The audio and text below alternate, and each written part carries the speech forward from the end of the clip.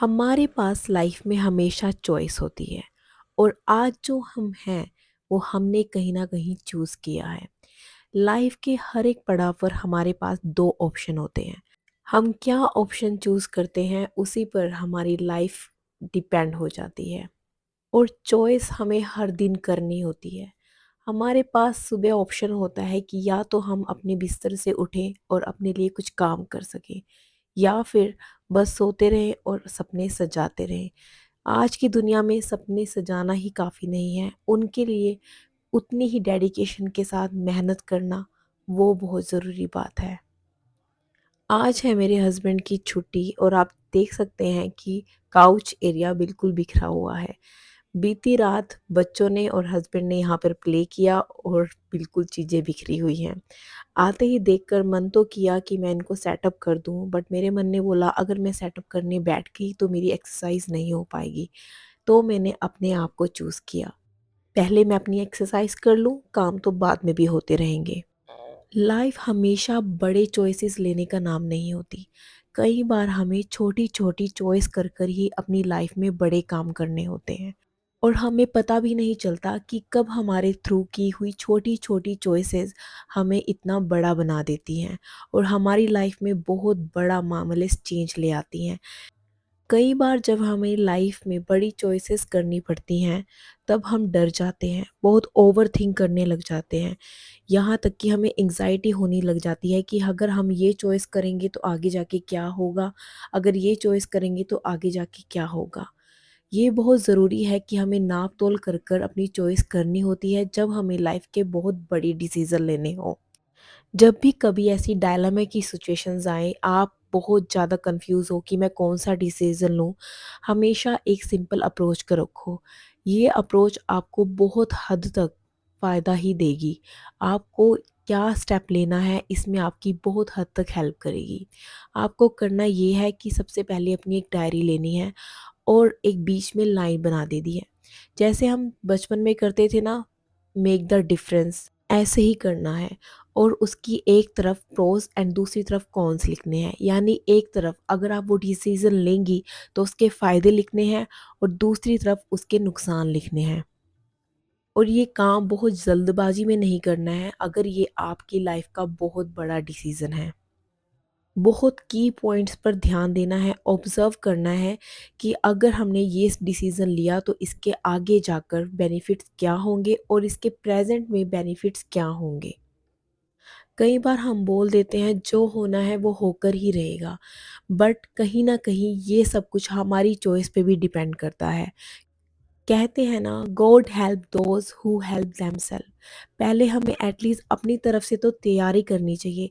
क्या पता हमारी तैयारी इतनी अच्छी हो, हमारे द्वारा की गई एनालिसिस इतनी अच्छी हो कि गॉड का भी वही डिसीज़न हो, उनकी भी वही चॉइस हो। तो इसलिए जब भी कोई आपको डिसीज़न लेना हो, सबसे पहले उसके प्रोस एंड कॉन्स लिख लो और देखो कि हम अगर डिसीज़न ये लेंगे तो क्या इम्पैक्ट पड़ेगा, अगर नहीं लेंगे तो क्या इम्पैक्ट पड़ेगा।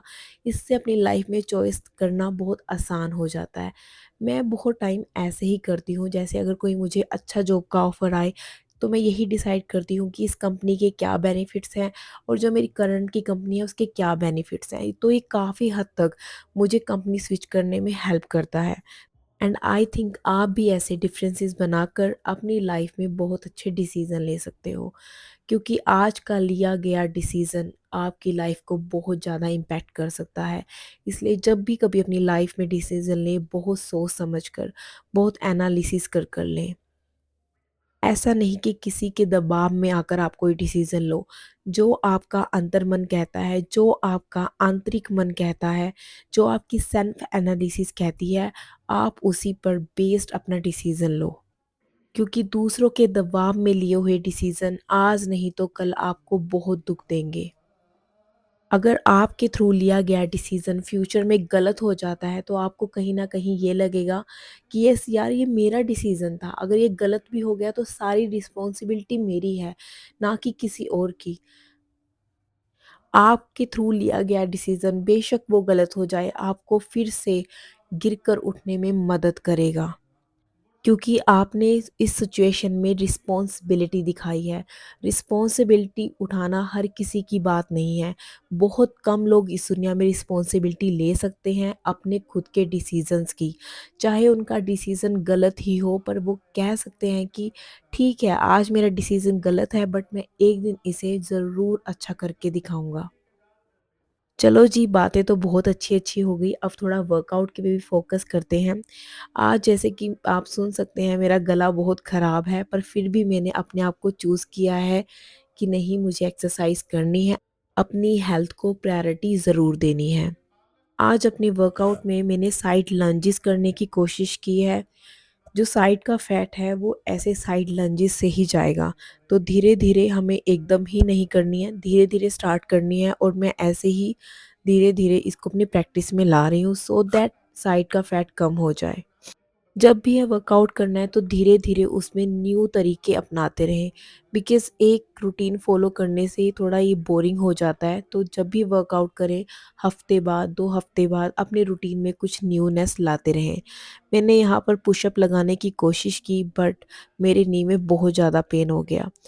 बहुत ज़्यादा हो गया था, इनफैक्ट मैं रोने भी लगी थी, बट फिर मैं ऑन द ट्रैक आ गई कि चलो एटलीस्ट हम अपना वर्कआउट फिनिश करते हैं।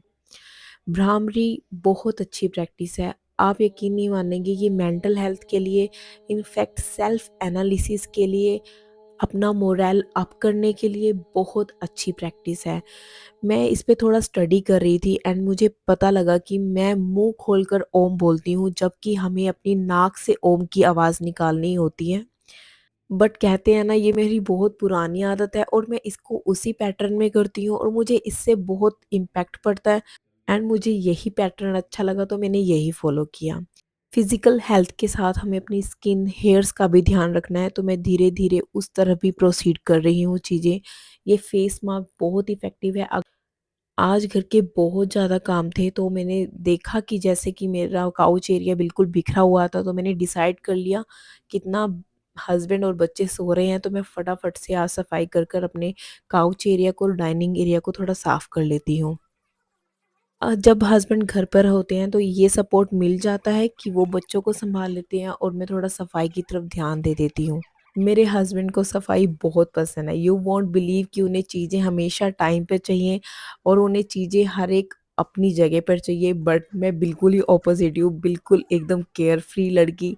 कहते हैं ना कि हमेशा भगवान ऑपोज़िट जोड़ी बनाता है, और तो इस केस में हमारी बिल्कुल ऑपोज़िट जोड़ी है। पर मैंने उनसे बहुत कुछ सीखा है। ऐसा होता है ना कि जब हम रिलेशन में आते हैं तो हम अपने जो गुण हैं सामने वाले को दे देते हैं और जो सामने वाले के गुण हैं वो हम अपनाते हैं। तो मैंने सफाई का गुण उन्हीं से सीखा है। कैसे चीज़ों को अरेंज करके देखा। इनफैक्ट अपनी वार्डरोब में कपड़े लगाना भी मैंने उनसे ही सीखा है। बिलीव मी, मुझे कुछ नहीं आता थे घर के काम। मैंने अपने ससुराल में आकर ही खाना बनाना, सफाई करना, ये सब कुछ मैंने यहीं पर आकर सीखा है। अब देखो कैसे घर चमक रहा है ना? फटाक से मैंने सफाई कर दी। इसके बाद मैं पूछ कर आई कि उनको कौन से पराठे खाने हैं, आलू के या दाल के? तो देन ही सेड कि ओके, दाल के paratha is fine, he is paratha lover. तो जब भी उनकी छुट्टी होती है तो हमारे घर पराठे ही बनते हैं। एंड मिड स्नैक में मैंने ये ली अदरक वाली टी एंड एप्पल। मुझे कुछ काम था तो उन्होंने बच्चों को सँभाला और मैं अपना काम करने लग गई। एंड लंच में मैंने ली है पनीर की भुर्जी विद ब्रेड। आज रोटी खाने का बिल्कुल भी मन नहीं था तो मैंने ब्रेड यूज़ कर ली। एंड डिनर को बहुत ही लाइट रखा है। दोस्तों, अपना ध्यान रखो and make your choice wise.